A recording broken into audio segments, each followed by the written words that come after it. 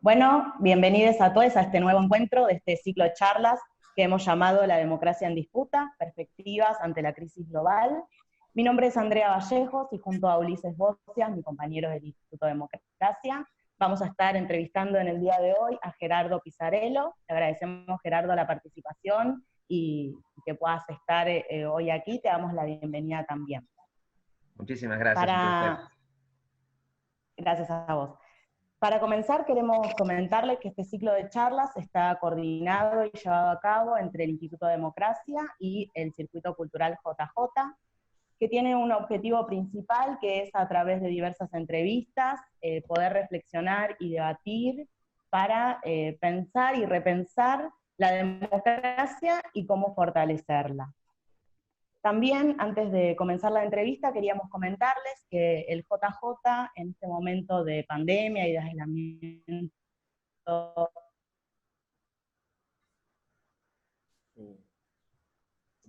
Ahí se cortó un toque, André. Salte un poquito ahí. Preventivo y obligatorio se está realizando desde el Centro Cultural.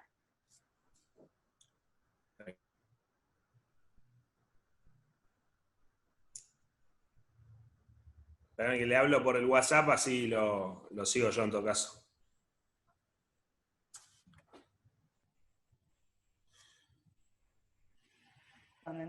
Ahí se cortó, André. ¿Vos escuchás ahí? Sí, yo los escucho. ¿Desde dónde se cortó? No, ibas a explicar lo del aislamiento y que estabas en eso. Bueno, retomo desde ahí. Esperemos que no se corte más. No importa, después lo editamos, no te preocupes. Ok, bueno, voy de nuevo. Queríamos comentarles también que en este contexto de pandemia y de aislamiento social preventivo y obligatorio, el JJ se está reconvirtiendo en un centro cultural virtual y está ofreciendo talleres y cursos que pueden consultar en su página de Instagram, que es @JJ Circuito Cultural.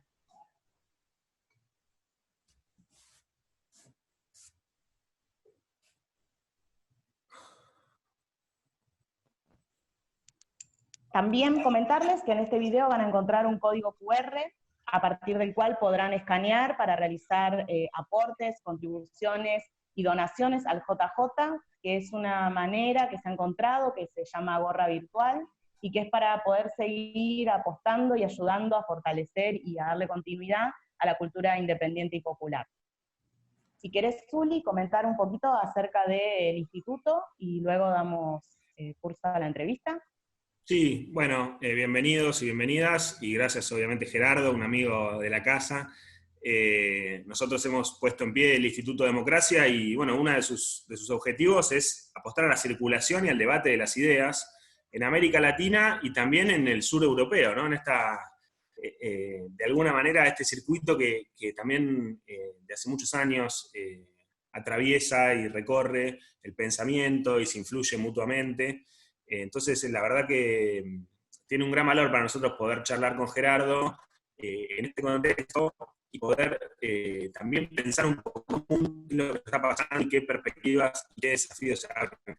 Para presentarlo a Gerardo, al que no lo conoce, Gerardo es argentino, en Barcelona ya hace un tiempo largo, es diputado, en España, fue vicealcalde de Barcelona. Gerardo, si te parece importante incorporar alguna otra cosa entre 2015 y 2019, además profesor de Derecho Constitucional en la Universidad de Barcelona, es un papel que mantiene entrevistas, ha estado en otro país, compañeros y compañeras han estado con él, es parte de un giro que yo recalco porque creo que es interesante porque la etapa anterior nuestra vivimos un poco una identidad muy fuerte latinoamericana y creo que en los últimos años eso fue generando un diálogo también con algunas experiencias europeas de las que Gerardo es un participante particular, que tiene un punto de vista original en el sentido de poder haber vivido ambas identidades desde ambos lugares. Entonces nos parece un punto de vista muy interesante, muy especial para pensar todos estos problemas. De manera que creo que podemos empezar, si te parece, Gerardo. Nuestra idea era, como primera pregunta, de apertura, y en un plan de que sea una entrevista de desarrollo, con tranquilidad, para expresar el pensamiento, más reflexiva, pensar un poco sobre el día después de la pandemia, ¿no? Los desafíos que se abren en un sentido popular, progresista, democrático, feminista, ecológico. Pensar un poco qué posibilidades se nos abren. Te hemos escuchado hablar de justicia. Aparece la pregunta por quién se hace cargo de pagar los costos de todo esto que está pasando. Vivimos en un capitalismo cada vez más concentrado, con una desigualdad tremenda, que atraviesa problemas. Hoy estamos viendo los problemas del racismo también que emergen, que son antiguos, pero que se mezclan con la pandemia. Lo mismo se puede decir de la violencia patriarcal, ¿no? Entonces, todo en este contexto, bueno, ¿cómo pensar cuáles son los desafíos y cómo pensar ese día después? Esa sería la primera pregunta. Bueno, mi impresión, la verdad, es que, digamos, hay que pensarlo como todo, ¿no? Con un cierto sentido realista. Me parece que en los primeros momentos de la pandemia, eh, bueno, se generaron imágenes mucho más positivas, ¿no? De lo que podía ser el cambio interno que experimentaríamos, el hombre y la mujer nuevas que saldrían, digamos, de ese nuevo shock que estábamos viviendo. Y me parece que ahora, en la medida en que se va saliendo, al menos es la perspectiva que estamos teniendo ahora en Europa, ¿no? De la emergencia estrictamente sanitaria, bueno, comienza a darse esa situación como en el cuento de Monterroso, ¿no? Nos despertamos y el dinosaurio de la crisis económica, de la emergencia social, de la violencia machista, del racismo, están ahí.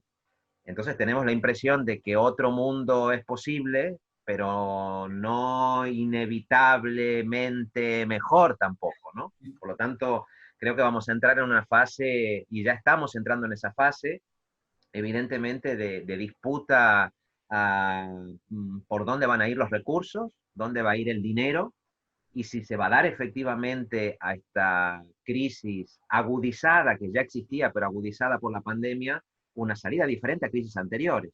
En nuestro caso, en España y en el sur de Europa, digamos, la crisis que más tenemos presente es la del 2008. Y en el 2008, si nosotros nos acordamos, salieron algunos importantes representantes de la clase política europea, Nicolás Sarkozy, a decir que había que refundar el capitalismo, algunas frases rimbombantes que después acabaron casi escondidas ¿no? bajo la alfombra, y lo que volvió fue el capitalismo financiarizado, concentrado, depredador de recursos, eh, con fuertes componentes patriarcales, racistas, de siempre, ¿no? Y agudizado. Por lo tanto, yo creo que en ese sentido hay que ser realistas, y ese realismo es el que nos debe empujar, me parece, a ser muy audaces respecto de la respuesta que se debe dar a eso, ¿no? Porque lo que está en juego, me parece, es otra vez lo mismo. Tenemos un movimiento democratizador, de redistribución de poder político, de poder económico, de poder social, de poder de género, de poder cultural, o tenemos una salida oligárquica, ¿no? Una salida oligárquica que me parece que en esta fase puede expresarse a través de violencia que no habíamos visto antes. Es decir, nosotros sabíamos que una política neoliberal, en la medida que es excluyente, genera violencia. Y eso en América Latina tenemos una gran experiencia, ¿no? Represión, aumento de la población carcelaria, sobre todo entre sectores más vulnerables, etcétera, etcétera. Pero lo que estamos viendo, digamos, es un tipo de que el neoliberalismo, en la fase en la que está, de este capitalismo financiarizado, necesita niveles de violencia cada vez mayores para poder legitimar sus salidas. Son salidas que ya casi no se imponen por consenso, que se imponen a través de fake news, a través de trampa en las redes sociales, a través de trampas en los sistemas electorales, a través de persecuciones deliberadas de adversarios políticos, instrumentalizando los tribunales. Es decir, es como si estuviéramos entrando en una nueva fase donde la profundización de las políticas neoliberales ya pueden llegar a comportar cambios en el régimen político, y que ya no estaríamos simplemente ante democracias con incrustaciones oligárquicas, sino ante nuevas formas de semidictaduras, incluso desde el punto de vista electoral, lo que estamos viendo en Bolivia, lo que estamos viviendo en muchos sitios, y me parece que también una de las opciones que se abren en los propios Estados Unidos, que según cuál sea la respuesta de Trump a esta gran movilización social, a esta gran protesta social, vamos a ver algo que no se veía en el corazón de Estados Unidos, ¿no? Estados Unidos exportaba hacia afuera esos conflictos bajo las formas de guerra, de intervenciones militares, etcétera, etcétera, pero lo que estamos viendo ahora son esas imágenes de Washington en llamas, de Washington rodeado de manifestaciones y de un gran debate interno que nosotros desde fuera no podemos llegar a advertir hasta dónde va dentro del propio aparato coactivo que rodea al Estado. Que uno cada vez que hay una manifestación en una ciudad norteamericana piensa, ¿qué va a hacer la policía? ¿Qué va a hacer el ejército? Y de pronto ve esas imágenes como de quiebra de consenso interno, ¿no? Policías que se arrodillan, hincan la rodilla en el suelo y se suman a los manifestantes, policías que reprimen, es decir, hay una situación, digamos, de quiebra muy fuerte, pero que sí me parece que refleja la posibilidad de esa salida autoritaria por una razón muy simple. A mí me parece que la derecha se ha polarizado en todo el mundo, en Argentina, en Brasil, en Bolivia, en España, en Estados Unidos, porque hay una disputa por los recursos, obviamente. Hay una nueva disputa por dónde van a ir a parar los recursos, dónde van a ir a parar los esfuerzos fiscales, dónde van a ir a parar los recursos naturales, dónde van a ir a parar las vidas de las mujeres que están en la primera línea de toda esta economía de la salud, de la vida, del cuidado, en esta nueva crisis, ¿no? Y me parece que eso es lo que está en disputa, eso se debe, digamos, la polarización tan fuerte en la que estamos. Por eso creo que desde posturas populares, digamos, que apuesten por una profundización democrática y no por una nueva salida oligárquica que sería más autoritaria que nunca, pues inevitablemente hay que colocar el tema del conflicto en torno a los recursos sobre la mesa. Y obviamente hay que hablar de la intervención pública en la economía, hay que hablar de justicia fiscal, de que las cargas fiscales se distribuyan, digamos, de manera progresiva, que no son principios revolucionarios, que están recogidos en todas las constituciones sociales aprobadas en el mundo en los últimos 60 y 70 años, pero que para, digamos, las fuerzas que están detrás de estos proyectos neoliberales, sobre todo las fuerzas financieras, rentistas, el poder que han concentrado es tan grande que incluso colocar sobre la mesa el tema de políticas fiscales progresistas, de un impuesto a las grandes fortunas, de una tasa al COVID, o poner sobre la mesa, como estamos viendo en Argentina, la posible intervención pública sobre la economía, el control público de determinados sectores, aunque se trate de expropiar una empresa que estaba prácticamente en quiebra, que había recibido millones, digamos, de cantidades ingentes de dinero por parte de bancos públicos, etcétera, etcétera, esto les parece casus belli, ¿no? Entonces yo creo que estamos frente a eso. Y a mí me parece que lo que vamos a ver es en esta salida cuál es el programa que asumen los gobiernos progresistas, populares de diferente tipo que en este momento hay en el mundo. Estoy en España y España representaría un ejemplo de esto, pero está México, está Argentina. A ver si esas alternativas programáticas son lo suficientemente audaces como para no dejar de lado a toda la gente que puede quedar de lado cuando caiga la economía, porque creo que todavía no estamos viendo los efectos que va a tener, digamos, el haber mantenido en suspenso la parte de la economía durante estos meses, pero se está hablando de caídas del Producto Bruto Interno muy, muy grande en diferentes países del mundo, ¿no? Muy grande en Estados Unidos casi 6 puntos, en la Unión Europea una media de 7,5, eso implica muchos despidos, eso implica cierre de empresas, eso implica muchas cosas, y por lo tanto, digamos, va a hacer falta un poder público muy decidido a intervenir para que eso no quede concentrado en pocas manos, y va a hacer falta una ciudadanía y unos movimientos sociales movilizados para que eso sea posible. Y movilizados en un contexto de pandemia intermitente. Es decir, movilizados que no sabemos con distancia social, con barbijos, teniendo que escoger entre la muerte por el coronavirus y la muerte por la falta de empleo, por nuevas enfermedades, por el hambre, en fin, situaciones que me parece que van a ser muy, muy dramáticas, pero como tantas veces en la historia, también es verdad que a veces puede pasar lo inesperado. Vimos esas imágenes terribles de George Floyd con esa rodilla criminal, absolutamente inhumana, absolutamente inmoral, sobre el cuello mientras él decía que no podía respirar. Se nos encogió el corazón, ¿no? Al ver esa imagen, pero luego vimos que eso encendió una chispa inesperada y que desde Melbourne, en Australia, pasando por las grandes ciudades europeas, por América, etcétera, etcétera, se multiplicaban manifestaciones y movilizaciones que ya no eran solamente antirracistas, que eran antirracistas, pero que eran también contra el enorme despojo social que se había producido en las comunidades más vulnerables, que tenían un cierto componente feminista, porque volvimos a ver mujeres, ¿no? Mujeres negras encabezando muchas de esas manifestaciones, en fin, que la situación me parece difícil. Yo la verdad estoy preocupado, eso no puedo negarlo, uno no puede evitar con sentido histórico ver cosas parecidas que ocurrieron en el siglo XX, cuando el capitalismo financiarizado se agudizó, y eso dio lugar a grandes monstruos como fueron el nazismo y el fascismo. Hoy no podemos descartar esas regresiones autoritarias, pero siempre hay una puerta en la historia que se abre de manera inesperada, por la que pueden salir iniciativas que son más esperanzadoras y que apuntan en una dirección de radicalización democrática, ¿no? Que es lo que todos queremos que ocurra. Bien, Gerardo, muchas gracias. Ahí nos gustaría seguir comentando y charlando acerca de también los desafíos vinculados en la pospandemia, vinculados al replanteo ecológico. Y bueno, si esto que es mundial, crees que tiene características o se presenta de diferentes formas, tanto en el norte como en el sur. Bueno, yo creo que sí, pero que es absolutamente fundamental. Es decir, antes que estallara la pandemia, hubo un debate muy importante, muy significativo. Por ejemplo, en casi todos los grandes periódicos, los grandes diarios de Europa, decidieron utilizar la expresión emergencia climática, hasta los más conservadores, ¿no?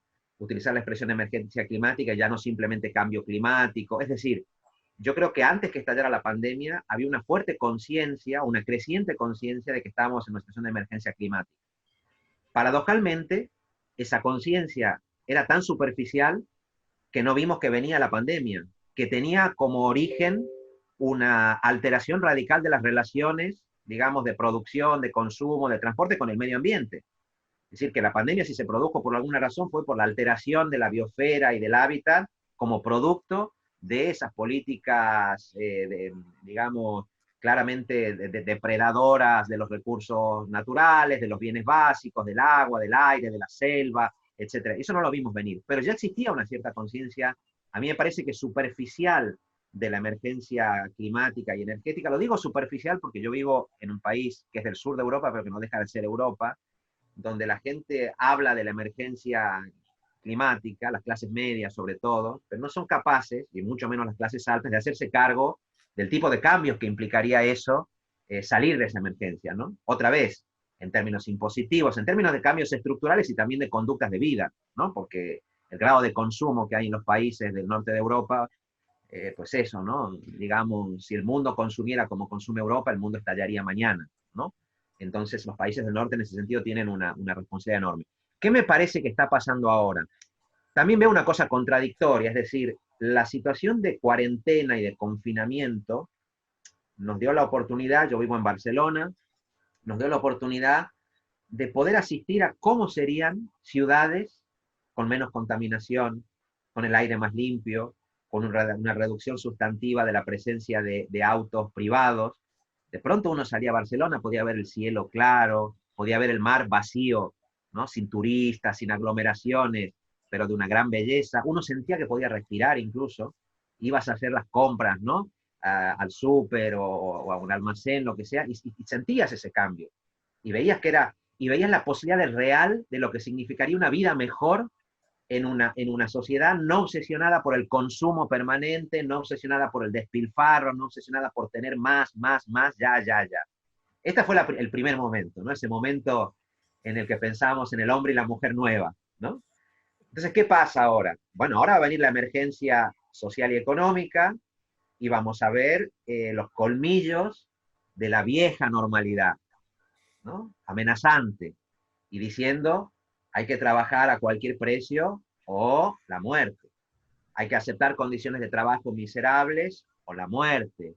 Hay que aceptar industrias contaminantes o la muerte. Hay que hacer minería intensiva o la muerte. Es decir, hay un gran peligro de que, a pesar de que paralelamente hemos experimentado, digamos, la necesidad urgente de ver que nos va la vida y que este capitalismo no solamente, digamos, lo mercantiliza todo, sino que pone en cuestión la supervivencia de la vida en el planeta, hemos experimentado lo que podría ser, digamos, lo enriquecedor que podría ser para el animal humano y para los animales no humanos y para todas las especies un cambio profundo en las formas de producir, de transportarnos, etcétera, etcétera, pero al mismo tiempo veo, digamos, esa otra inercia, ¿no? Nosotros aquí en Barcelona tuvimos, por ejemplo, ahora un caso muy dramático, que es una gran empresa de autos, de Nissan, una empresa japonesa, que anuncia que se va,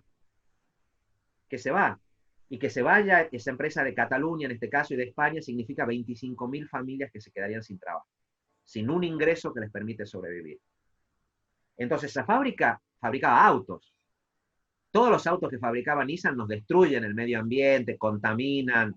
Claro, nosotros estábamos en la idea de que había que aprovechar la pandemia para reconvertir esos sectores, negociar los sindicatos, negociarlo a la empresa, fabriquemos baterías para autos eléctricos, intentemos hacer una transición hacia algo claramente menos contaminante que al mismo tiempo no impida esa ruptura brusca, porque si no esas 25.000 familias mañana van a salir a la calle a votar o a apoyar cualquier fuerza política que proponga sacar petróleo con guerras de donde sea, ir a buscar litio a Bolivia, apoyar dictaduras.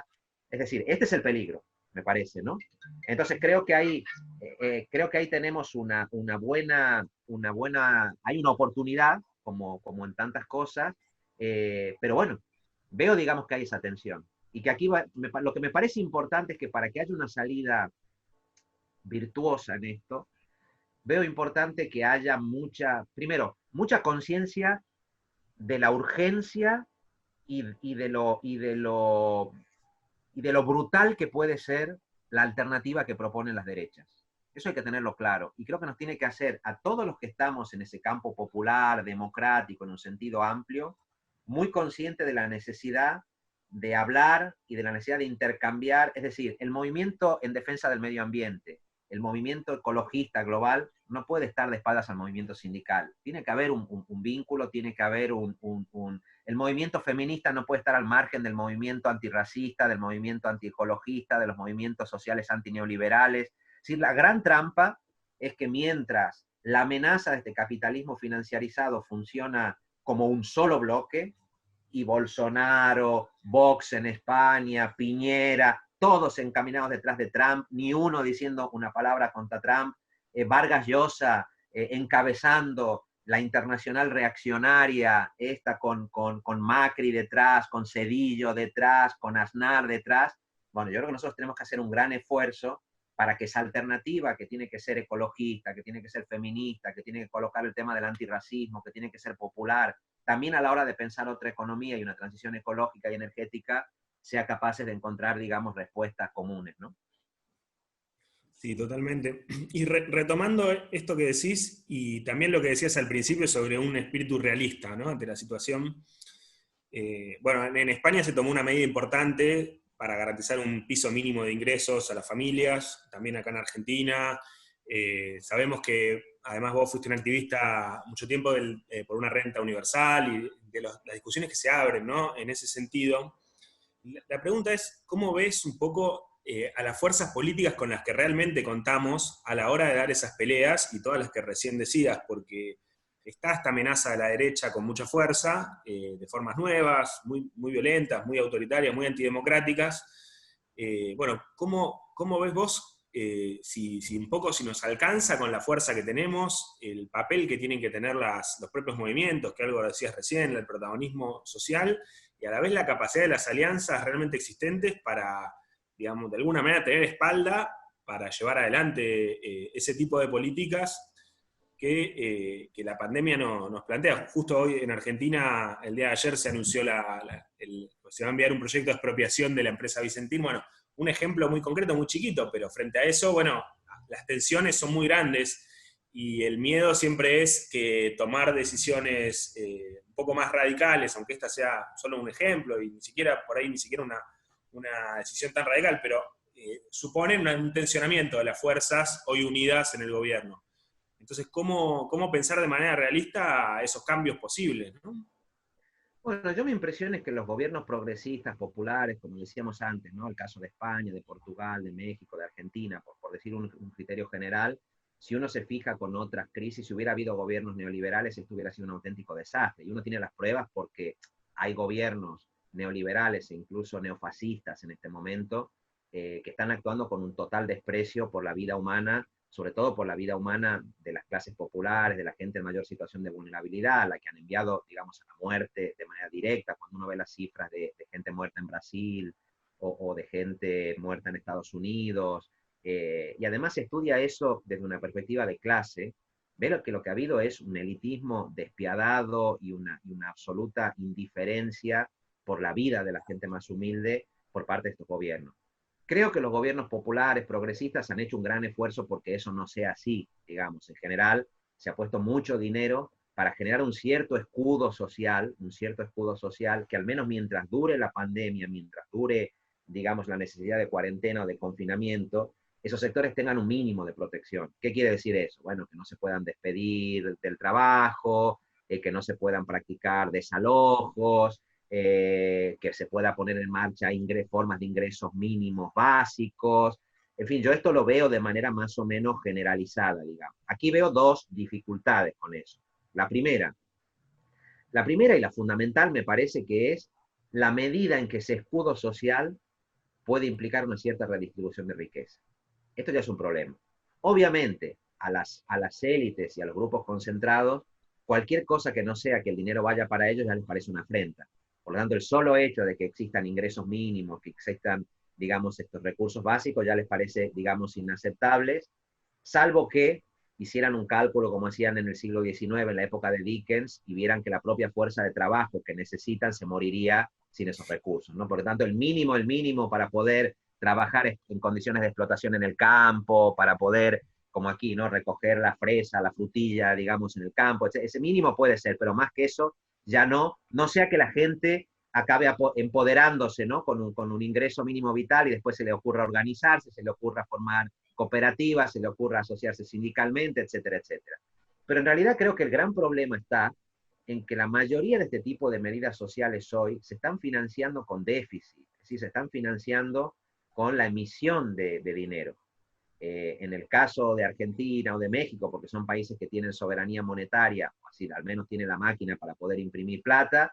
En el caso de España no, pero en España se están financiando con ingeniería financiera, con un déficit que teóricamente se va a cubrir con el dinero que venga de la Unión Europea. Entonces, ¿cuál es el problema de esto? Bueno, el problema de esto es que hablar de déficit es hablar de deuda. Y hablar de deuda, finalmente, es hablar de una deuda que alguien va a tener que pagar y que hay que saber en qué condiciones se está produciendo esa deuda, ¿no? La salida con la política fiscal progresiva es más limpia, porque en la política fiscal progresiva uno toma recursos de un sector y los transfiere a otro sector. Uno toma recursos de ese 1% que ha acumulado una renta enorme, ¿no? Pensemos en Warren Buffett, en todos estos multimillonarios que dicen, por favor, póngame un impuesto aunque sea de un 1%, porque me he hecho demasiado rico, ¿no? Sí, hasta los propios multimillonarios son conscientes de las amnistías fiscales, de las guaridas fiscales, en fin, de las 1001 formas que tienen de evadir y ya piden, por favor, que les cobren algo de impuestos, y ni aún así se puede hacer. Yo de momento no conozco ni un solo país que haya aprobado ya una medida de impuesto a las grandes fortunas o de tasa del COVID. Se habla, está en la agenda. Todo el mundo sabe que ese es el elefante que está dentro de la habitación, pero va silbando y mirando al techo como si no supiéramos de qué se está hablando, ¿no? Por lo tanto, hoy creo que la discusión está más bien centrada en la cuestión del déficit y del endeudamiento. Y eso, para los países del sur y para los del norte, plantea, o para los del sur del norte, plantea algunos dilemas diferentes y otros parecidos, ¿no? Que es, bueno, nos vamos a endeudar, ¿en qué condiciones? ¿Con qué intereses? ¿Con qué acreedores? ¿A cuánto tiempo? Y luego la gran pregunta, ¿y es posible recibir dinero sin endeudarnos? Es decir, ¿podría el Fondo Monetario Internacional transferir dineros a Argentina que no compunten como deuda y que quien se endeude sea el fondo? Podría ocurrir, en teoría eso es posible y la directora del Fondo Internacional ha planteado esa posibilidad. ¿Por qué?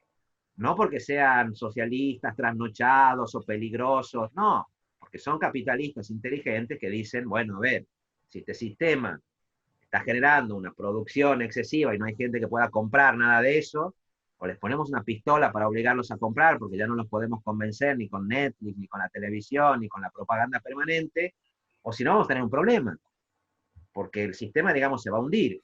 Aquí en Europa eso parcialmente está pasando. Por ejemplo, una parte de la élite alemana, holandesa, de los países del norte, dijeron, bueno, a ver, nosotros queremos que el sur de Europa siga siendo desindustrializado, que lo único que hagan sea turismo, sol, playa, flamenco, no, ladrillo, ladrillo, ladrillo, el partido inmobiliario financiero. Pero también son conscientes que si las economías del sur de Europa se hunden, las economías del norte peligran también. Entonces decidieron que la Unión Europea no solo va a dar créditos a los países del sur, también va a hacer transferencias directas de dinero, y quien se va a endeudar va a ser Europa. Y se va a endeudar a intereses mucho más bajos en el mercado. ¿Por qué lo hacen? Bueno, es un gesto de lucidez capitalista, digamos, ¿no? Que era lo que economistas como Keynes, por ejemplo, apelaban. Keynes era un señor que le parecía que el capitalismo funcionaba bien, pero él decía, bueno, para estabilizar esto, primero la eutanasia del rentista, favorecer a los sectores productivos, a los sectores que trabajan en la economía productiva, etcétera, etcétera, y a los grandes rentistas, que viven de hacer dinero por hacer dinero, yugularlos desde el punto de vista fiscal. Entonces yo aquí lo que veo es eso, ¿no?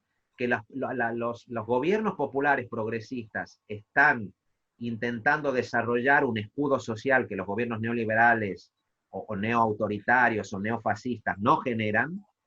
Veo que están colocando en la agenda discusiones que no estaban, impuesto a las grandes fortunas, tasa COVID, expropiaciones, control público de la economía, la atención sanitaria como un bien básico, como un bien común, rentas básicas,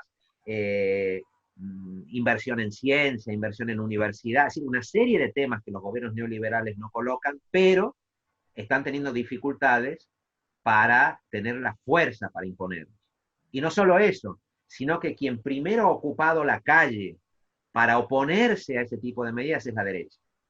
Entonces, cuando la derecha sale y dice, esto es una dictadura, nos tienen encerrados, yo quiero poder salir, mi libertad, en realidad lo que está diciendo es, no quiero una salida redistributiva a esta crisis, no quiero que haya ni un mínimo de justicia social, no quiero que le cobren un mínimo más de impuestos, aunque sea al gran exportador, aunque sea al gran especulador, porque los conocemos y comienzan cobrando un impuesto allá, esto va a ser Venezuela, esto va a ser la Unión, en fin, lo que han hecho siempre desde la época de la democracia ática en Atenas, el partido oligárquico, ¿no? Es decir, acusar al partido democrático de ser tendencialmente expropiador, de ser... Esto viene tiene mucha historia, digamos, detrás. Pero la respuesta es esa misma, la exageración. Entonces uno dice, pero no, pero sí lo dice el Papa Francisco, si en los años 50 en Estados Unidos Eisenhower, que era un presidente republicano conservador, estaba de acuerdo en subir los tipos fiscales para las grandes fortunas. Esto lo defendían los demócratas cristianos en Europa después de la Segunda Guerra Mundial. Esto era una cosa de sentido común para todo el mundo en los años 50 del siglo pasado.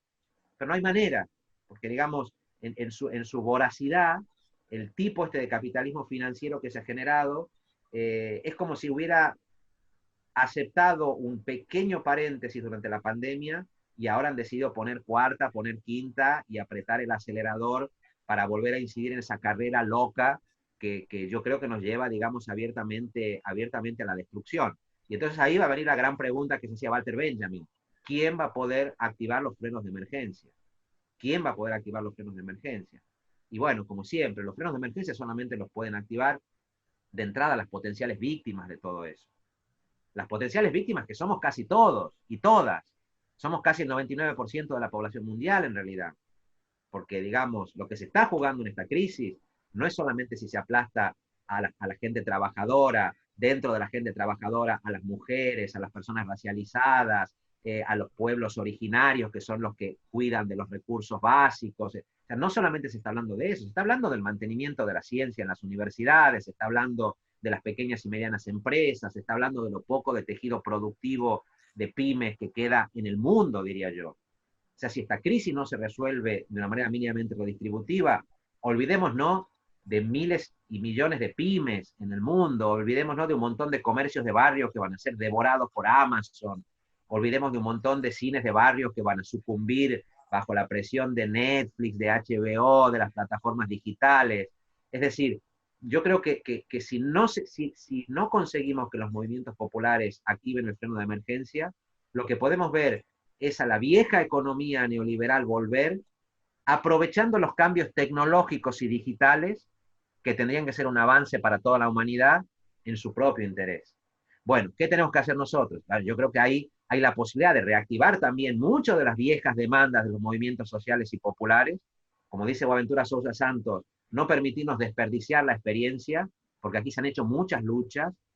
Querrían que nos olvidemos de esas luchas, de lo que han hecho nuestros pueblos campesinos, nuestros pueblos originarios, el movimiento obrero, el movimiento feminista. Querrían que nos olvidemos de eso. Eso no hay que olvidarlo, porque esas luchas son nuestras y las tenemos que mantener vivas, y aprovechar también nosotras para, bueno, pues hacer, por ejemplo, lo que estamos haciendo ahora, ¿no? Este diálogo que estamos teniendo es un diálogo que nos permite no solamente compartir ideas, compartir pedagogía política, sino construir un nuevo internacionalismo, mostrar que cualquier salida a esta crisis que sea en clave de esto en mi estado, yo en Argentina, yo en Brasil, esto está estallado por los aires, esto está estallado por los aires.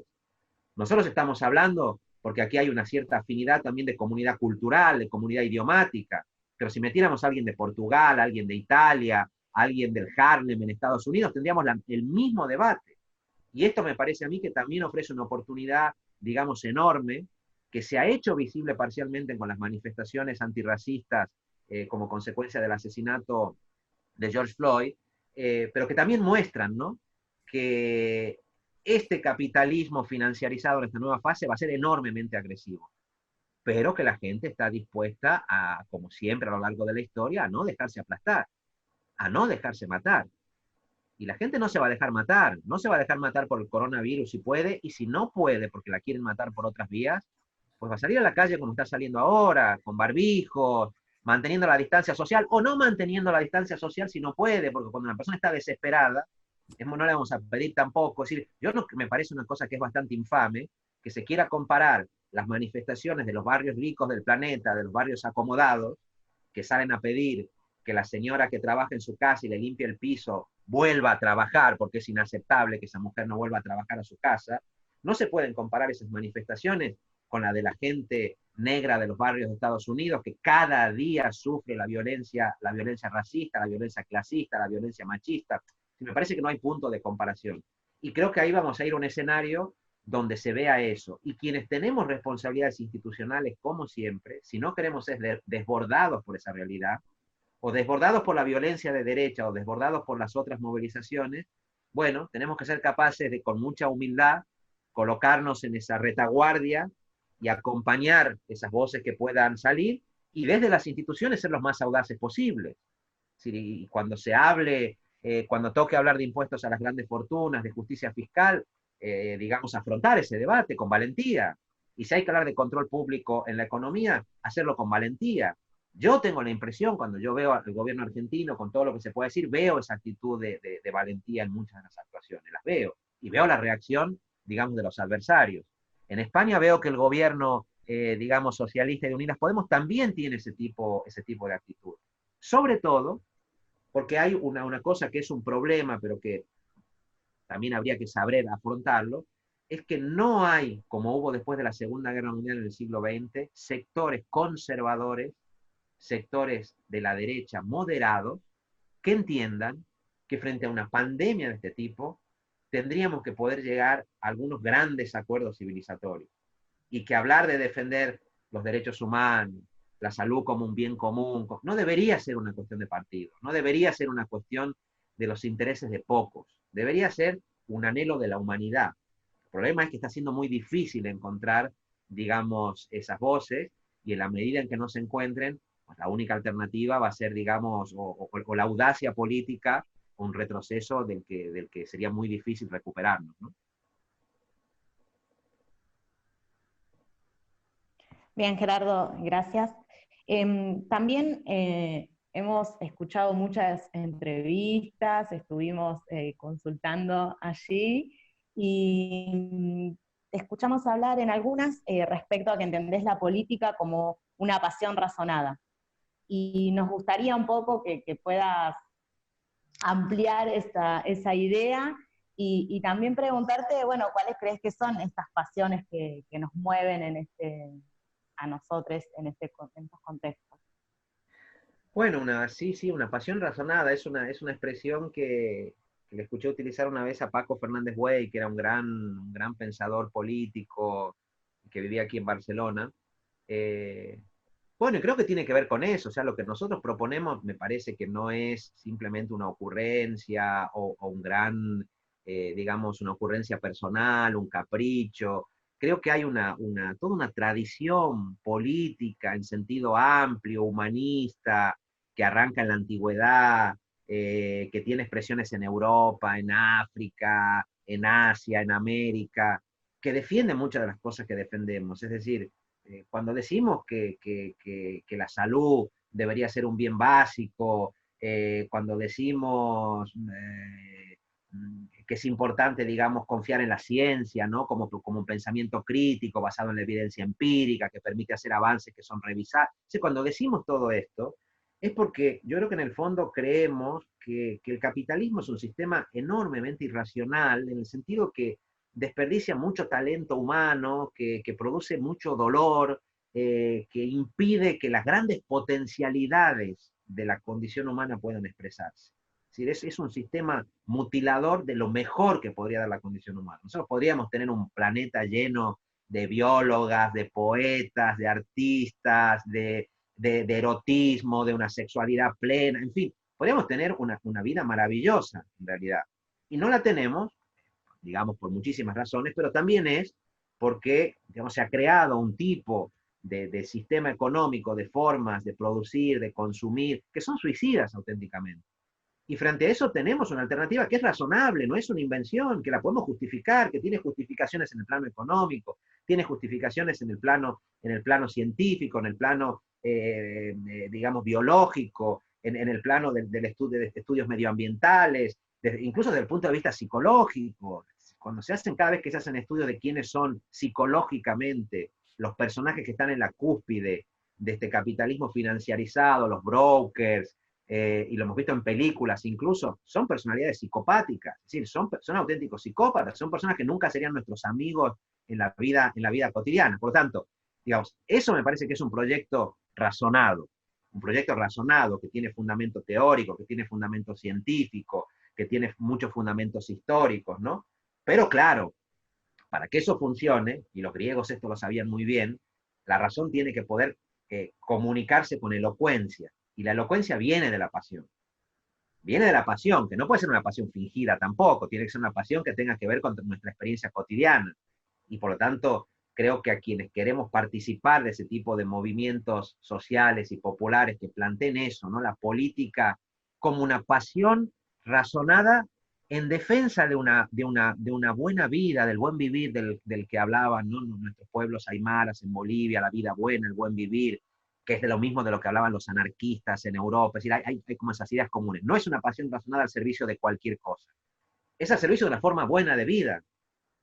Y hoy una forma buena de vida tiene que ser una forma que incluya, ¿no? A la especie humana, a las mujeres, a los hombres, a las personas con independencia de su identidad de género, a los animales, a las plantas, en fin. Es un proyecto ambicioso, quiero decir, en ese sentido, pero que tiene que involucrar también una parte de pasión, ¿no? En eso. Y las pasiones que tienen que mover ese discurso no pueden ser las pasiones tristes a las que nos aboca el sistema este que tenemos. Y para mí pasiones tristes son las pasiones que generan la competencia a cualquier precio, la destrucción del otro. Y frente a esas pasiones tristes, bueno, pues está la alegría, por ejemplo, que genera cualquier tipo de lucha compartida. Eso lo hemos visto durante estas semanas, cuando la gente salía al balcón y a veces a alguien se le ocurría cantar una canción, interpretar una canción, y esa sensación de que todos éramos parte de la defensa de algo común, aplaudíamos a la gente de los servicios médicos, de los hospitales, a la gente que limpiaba las calles, en fin. Es decir, me parece que la disputa por una vida buena en un mundo alternativo al que nos plantean estas políticas neoliberales, necesariamente está movida por pasiones alegres, que son pasiones que no quiere decir que no impliquen otras como la de la indignación. La indignación es una pasión fundamental para que haya una ciudadanía comprometida. O sea, lo peor aquí es la indiferencia, lo peor es el idiotez de los griegos, ¿no? Quien solamente se preocupa por su vida privada. Ese es el cáncer de cualquier democracia. No hay democracia con idiotas, no hay democracia con una ciudadanía que solo está preocupada por su country, que solo está preocupada por qué va a poder comprar mañana. Con eso no se puede construir. O sea, la indignación frente a eso me parece que es una pasión imprescindible para que haya profundización democrática. Y luego, como digo, las pasiones alegres que generan las tareas compartidas, las tareas cooperativas, ¿no? Cuando le preguntaban al pensador este inglés, a Terry Eagleton, ¿no? La idea que él tenía de la vida buena, él decía que para él la buena vida se reflejaba en algo así como una banda de jazz, porque en la banda de jazz se podían combinar la improvisación, la creación individual, la creatividad individual, con la cooperación para que esa improvisación y esa expresión de los deseos individuales pueda estar en el marco de un proyecto colectivo, ¿no? Y me parecía una idea bonita, una idea que es bella y que además vinculada a la música, tiene mucho que ver. Y por eso creo que también es importante, y lo veíamos, ¿no? En las manifestaciones que se generaron estos días, en las consignas que se cantan, que esa pasión razonada que defendemos tiene que tener banda sonora, tiene que tener música, tiene que tener poesía, tiene que tener expresiones artísticas al lado, ¿no? Porque no deja de ser la pelea por el pan y la pelea por las rosas también. Y me parece que eso es algo que tenemos que tener muy presente, incluso en el tipo de activismo que hacemos y en el tipo de militancia que hacemos. Hay un tipo de activismo y de militancia que reproduce las pasiones tristes de aquello contra lo que nos enfrentamos. No puede ser así. No puede ser así. Y yo por eso me alegro que la vanguardia de los movimientos sociales de nuestro tiempo sean feministas. Porque me parece que ahí hay nuevas formas de razonamiento y nuevas pasiones que se activan, ¿no?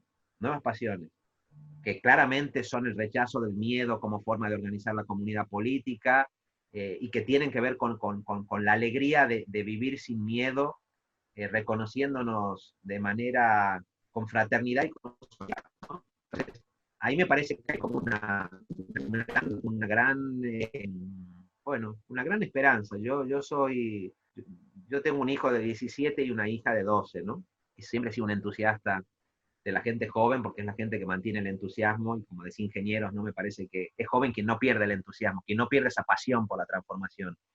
Y confío mucho en las tareas que puedan hacer, digamos, esas generaciones. Y confío mucho en todo lo que ha hecho el movimiento feminista en este tiempo, ¿no? Lo que ha hecho el movimiento feminista en Argentina, lo que ha hecho el movimiento feminista en Chile, en un contexto de gran represión, poniendo el tema de la violencia estatal, social, en el centro del debate. Y ya vamos a ver, porque el movimiento feminista chileno, después de la represión de Piñera y después del COVID, yo creo que está en un paréntesis.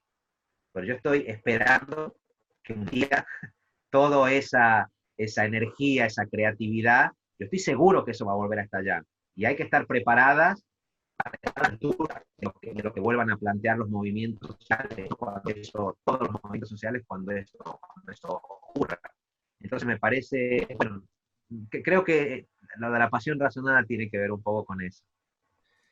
Perfecto, perfecto. Y no sé, quizás para ir yendo hacia el final de la conversación, eh, hay una pasión muy fuerte en la política que es la del nacionalismo, ¿no? O, si se quiere, la de la identidad regional o federal, que sabemos que obviamente en España tiene un peso muy grande, histórico, y también en Argentina, donde también existe permanentemente el problema del federalismo, ¿no? El propio presidente nuestro marca sistemáticamente la importancia del centralismo para explicar la desigualdad histórica de nuestro país.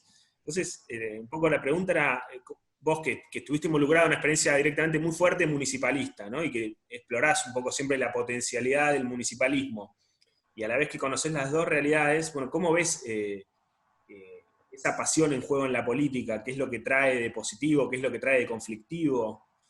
¿Cómo la pensás? Y si es lo Bueno, mismo no. pensarla, perdón, y si es lo mismo pensarla sabiendo que una cosa es el sur del mundo y otra cosa creo que se plantea de manera diferente en el norte, ¿no? Claro, claro, claro. Bueno, no, yo creo, ahora que hacíamos la metáfora del jazz y todo esto, el sentimiento de identidad y de comunidad es muy importante. Es muy importante porque el neoliberalismo y este capitalismo depredador generan miedo, claro, entre la gente, generan inseguridad, que si te van a echar de tu casa, si no vas a poder de comer a tus hijos, que si vas a perder el trabajo. Y el miedo, como decía antes, es una pasión muy peligrosa para hacer política, muy peligrosa. Y en realidad el neoliberalismo y las expresiones de derecha más radicalizadas, incluso el bolsonarismo y este tipo de expresiones, aprovechan el miedo de la gente.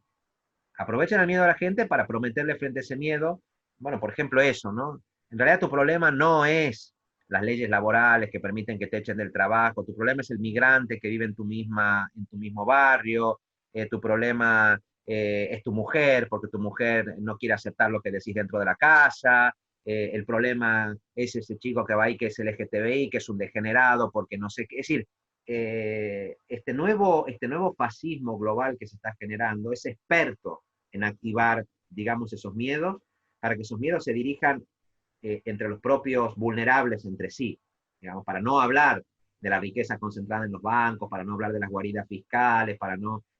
yo siempre que la extrema derecha sale con esas cosas, aquí siempre, sí, sí, sí, pero un momento, quiero hablar de plata, quiero hablar de dinero. ¿Qué opinan de esto? ¿Qué opinan de esto? Porque me parece, digamos, que es muy importante eso, no perderlo de vista. Entonces, ¿qué te quiero decir con esto? El sentimiento de identidad y de comunidad es muy importante. A mí me gusta el municipalismo, porque yo creo que el municipalismo es el que permite trabajar de manera más sana con ese material noble que es el deseo de comunidad. ¿Por qué digo de manera más sana? Porque es poderlo trabajar como en la banda de jazz. De acuerdo, hagamos una banda. Queremos vivir en banda, queremos vivir acompañados, pero queremos que dentro de la compañía haya diversidad, que dentro de la compañía sepamos que somos diversas, sepamos que tenemos deseos diferentes y combinar ambas cosas. El nacionalismo es una forma de entender la comunidad o las identidades regionales o las identidades nacionales más complicada, más compleja, tiene un nivel de densidad mayor. Una cosa es decir, me siento de tal barrio y estoy orgulloso de ser de un barrio. Ahora, cuando uno siente que es, porque el barrio tiene algún tipo de concreción, ¿no? El barrio es como mucho más tangible en ese sentido. Las identidades nacionales para mí tienen otro tipo de complejidad. Es verdad que hay versiones de las identidades nacionales que pueden ser virtuosas. Cuando yo digo, me siento argentino porque no quiero que los fondos buitres acaben apropiándose de mi país. ¿No? Me siento argentina porque no quiero que los grandes... Bueno, eso es correcto, de acuerdo. Se entiende el sentido de esa identidad nacional. Pero me siento argentino porque el boliviano de no sé qué, porque el paraguayo de no sé dónde, porque la peruana que está... Aquí tenemos un problema. Entonces, la identidad nacional exige comprenderla y no pretender, digamos, hacer política, es decir, la disputa del buen gobierno como si eso no existiera, porque la gente tiene esas identidades. Te puede gustar o no, pero las tiene. La gente se siente chaqueña, se siente argentina, se siente porteña, se siente santafesina, se siente boliviana, se siente cruceña, eso está. Entonces hay que buscar una forma, me parece, de no darle la espalda a eso, pero darle una traducción que sobre todo evite el miedo por el otro, la xenofobia, el otro como un enemigo, como un adversario. Yo por eso cuando se habla de lo nacional popular, yo digo, sí, lo nacional popular, pero internamente diverso. Lo nacional popular para todos, lo nacional popular para quien sea LGTBI, lo nacional popular para quien sea hijo de una familia coreana que vino a Argentina, lo nacional popular incluso en lenguas diferentes, es una vergüenza cuando a mí me ha tocado ver familias bolivianas aquí en Barcelona en la que los padres hablan en aymara entre ellos y ya no les hablan a sus hijos en aymara, porque ya consideran que es una pérdida de tiempo, que eso, y allí uno ve que se pierden historias, se pierden vidas, no es que les dejan de hablar por voluntad, porque no les dejan otra opción, ¿no? Pero entonces quiero decir, ahí me parece que en esa comprensión de las identidades regionales, nacionales, el federalismo, que viene de fedus, que quiere decir confianza, ¿no? Es una buena forma de resolver esa tensión de lo de la banda de jazz, la tensión entre diferencia, entre unidad y diversidad. ¿No? Somos únicos y únicas en un cierto sentido, pero diversos y diversas al mismo tiempo. Y eso quiere decir que tenemos que aprender a relacionarnos de forma federadas o confederadas. Si nosotros quisiéramos construir estos debates como debates internacionales, como la articulación de una red, imagínense una red por la democracia global, que es lo que ustedes están haciendo ahora en Argentina. Bueno, ¿cómo se organizaría esa red? ¿Es una red centralista con una capital? Bueno, tenemos que buscar la manera que sea lo más confederal o lo más federal posible, para que la unidad en el proyecto no ahogue las diversidades y el pluralismo. ¿Eso es fácil? No, no es fácil. Exige ponerse, digamos, en la piel de las otras y de los otros. Eso no es sencillo. Y significa ser durante un tiempo del día, bueno, pues eso, ser el otro, ser una persona LGTBI, ser una persona, ser una extranjera, ponerte en la cabeza. Eso es muy difícil. Los seres humanos nos cuesta mucho ejercer la solidaridad más allá de los núcleos íntimos. En la familia, de acuerdo, entre los amigos, en el barrio, bueno, ya en otra ciudad, no sé, cruzando la frontera, ese es un trabajo, digamos, cotidiano que me parece que hay que hacer, pero yo, por ejemplo, siempre he sido muy latinoamericanista en esto, y creo que en América Latina tenemos más de una razón para construir ese tipo de identidad, que nosotros siempre le hemos vinculado a una opción antiimperialista, y me parece correcto, siempre y cuando recordemos que en Harlem, que cuando habla, ¿no? Cuando hablaba Luther King, cuando hablaba Nina Simone, cuando habla Angela Davis, cuando habla Noam Chomsky, bueno, están hablando hermanas y hermanos que están exactamente en la misma causa que nosotros y seguramente con más cercanía que mucha gente a la que vemos aparecer en la televisión con banderas argentinas y saliendo a la calle con barbijos patrióticos, ¿no? Entonces, sin perder de vida eso, me parece que ese es uno de los retos que tenemos.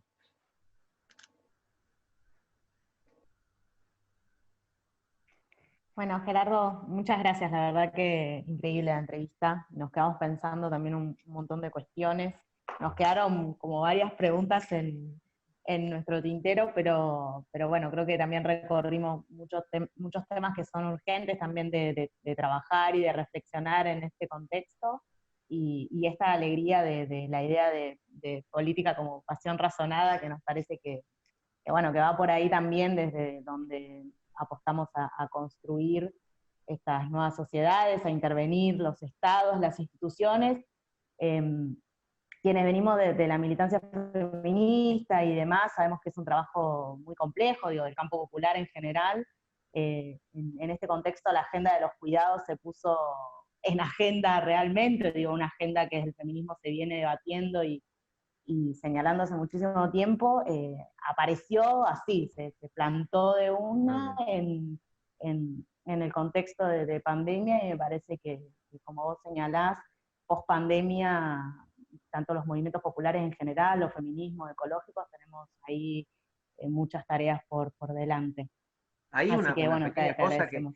que yo creo que hay que recordar es eso, que me parece que durante la pandemia aparecieron las invisibles que hacían posible que la vida siga existiendo, ¿no? De pronto descubrimos que había cajeras en los supermercados y que si no estuvieran esas cajeras no íbamos a poder comer. De pronto descubrimos que en el campo había hombres y también muchas mujeres recogiendo fruta, y que esa fruta que llegaba a nuestro plato dependía de pronto descubrimos que había gente que limpiaba las calles y que en un contexto de pandemia, claro, lo que no podemos permitir es que salgamos de esta crisis y se pretenda que las reformas laborales, que los recortes sociales vuelvan a ir contra esa gente que es la imprescindible para mantener la economía de la vida, ¿no?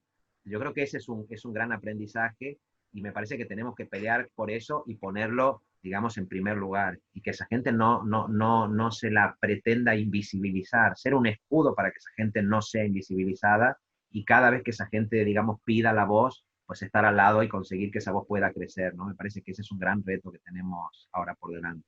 Pero bueno, encantado, la verdad, ha sido un placer enorme, chicos, y espero que podamos vernos pronto y seguir conversando.